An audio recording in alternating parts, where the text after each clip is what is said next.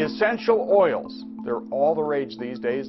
More and more people are bypassing the pharmacy in favor of something else, essential oils made from plants. Yeah, but many are now swearing by the therapeutic health benefits from these plant-based oils. After trying a natural home remedy, one, by the way, that is surging in popularity lately. The truth is that oil has hundreds of compounds in it. And so if somebody asks you, what will that oil do? You can give them a quantum physics answer and say, what do you want it to do? Because it's just a packet of possibilities. Well, in the case of Mesopotamians, we see a lot of correlation between how they treat their patients and how the worship was done.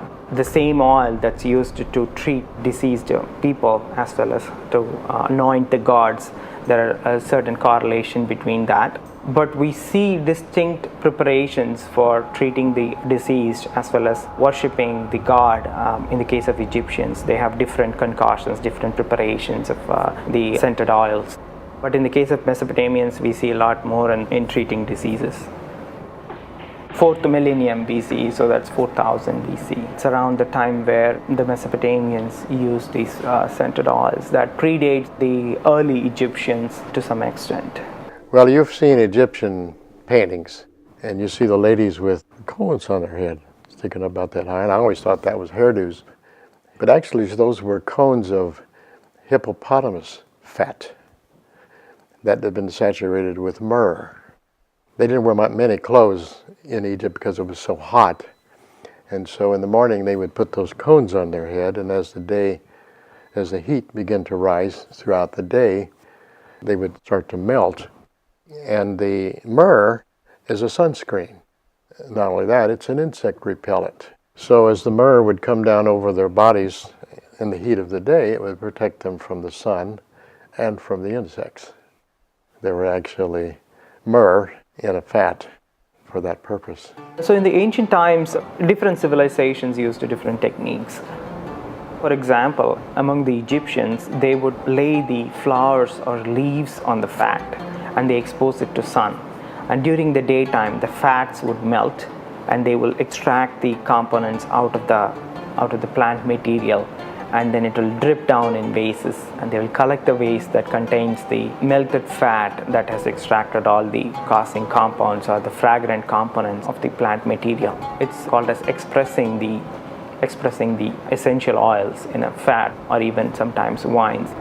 In other cases, what they would do is they will take these fragrant materials, whatever, either it is plants or shrubs or leaves or flowers, they will take that, put it in a big pot along with water.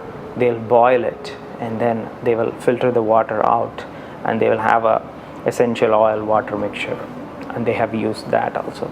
So in the modern world, when it comes to distillation, we usually credit Avicenna as being the founder of modern distillation, and rose oil being the first thing that he distilled. But when you take a look at modern archaeology, which is really cool, I love archaeological stuff, it teaches you all kinds of things about the world. There's a site in Pakistan where they found some distillation equipment that's pushing 5,000 years old. So whether they were actually separating the oil from the water, the hydrolat, I'm not sure. They could have been fragrant waters, hydrosols that they were extracting. They could have been letting them set and then separating the oils. I'm not sure anybody knows that for sure, but distillation's been happening for the better part of 5 millennia. Most of the cases it might be tallow. Literature evidence suggests that people used crocodile fat, since crocodile is pretty abundant in that region. They have also used beeswax. In fact, there are records on Egyptian hieroglyphs suggest us that they have a standard beekeeping practice to get the beeswax. The main purpose of the beeswax is to extract the perfumes out of the plant material, and then the beeswax are made into scented cones, and the scented cones are placed on the top of kings and queens, like in their head. And during the daytime, in the heat of the desert, what happens is that the cone would melt.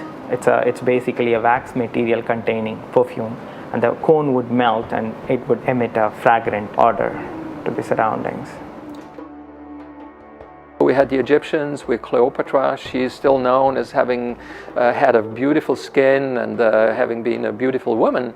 Well, we know from the scriptures from the times that she used powderized frankincense and myrrh, and that they mixed into paste, and she used that in her face. I've been a professional model for 27 years, and in an effort to try to prolong my career, I started using anti-aging products. If you go to pubmed.gov and you put into that search engine frankincense, balsam oil, or myrrh oil, you will find that those three oils, those three tree resins from that region would cause apoptosis, or cell death.